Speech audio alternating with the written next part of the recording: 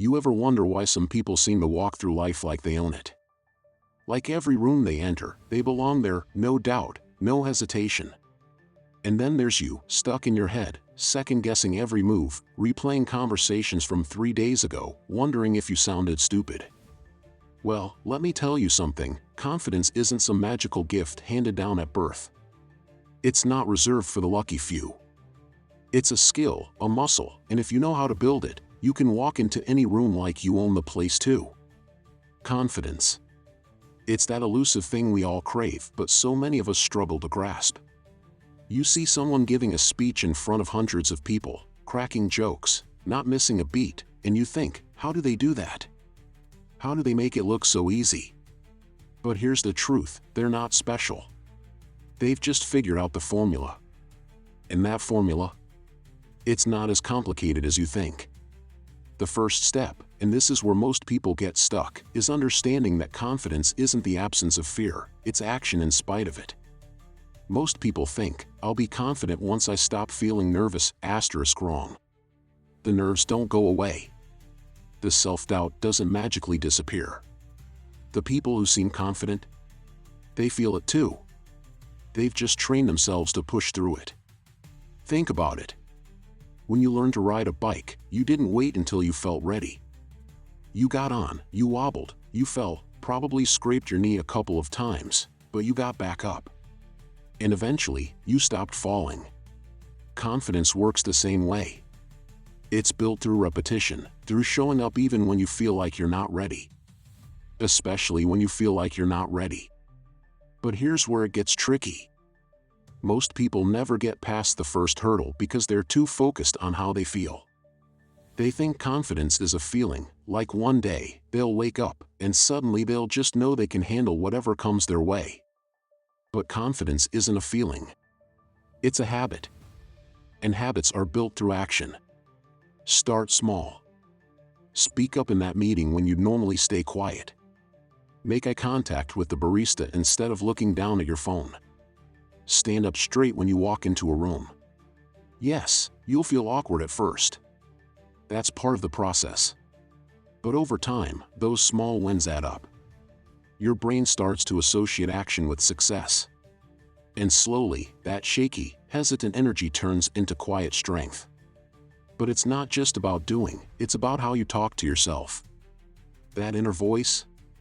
That's the gatekeeper of your confidence.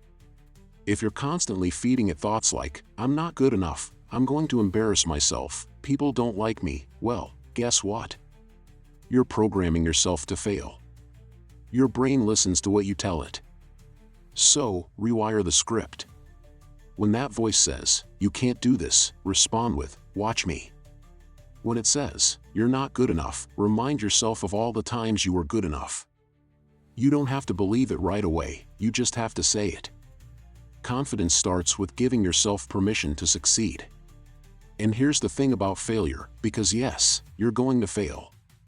Confidence isn't about avoiding failure, it's about knowing you can handle it. The reason confident people seem untouchable isn't because they never fail, it's because they're not scared of it. They've failed enough times to realize it won't break them.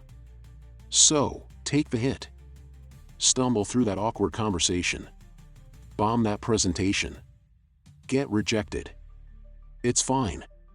Confidence is built in the rebound, in the decision to stand back up and try again. And let's talk about body language, because confidence isn't just about what you say, it's about how you show up. Shoulders back. Chin up. Don't fidget. Make eye contact. When you carry yourself with confidence, your mind starts to catch up. Your body tells your brain, I've got this. And the people around you? They'll believe it too. Now, this part's important, confidence isn't arrogance. It's not walking around thinking you're better than everyone else. It's knowing you don't need to be better than anyone else to feel secure. Confidence comes from understanding your own worth, not from measuring yourself against other people. If you're constantly comparing yourself to others, you're handing over control of your confidence. Stop that. Focus on your progress, your growth, your wins. That's the foundation. And let's not forget, confidence is contagious. When you carry yourself with belief, it gives others permission to do the same. You become the person who lights up the room, not because you're the loudest, not because you have all the answers, but because you make others feel comfortable in their own skin. That's the magic of real confidence. It's not just about how you feel, it's about the energy you give off. So here's the challenge: stop waiting to feel ready. Stop letting fear make the decisions. Start showing up. Speak up even when your voice shakes.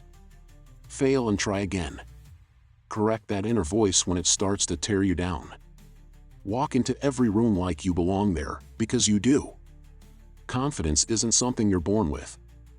It's something you build. One choice at a time. Now go out there and own it.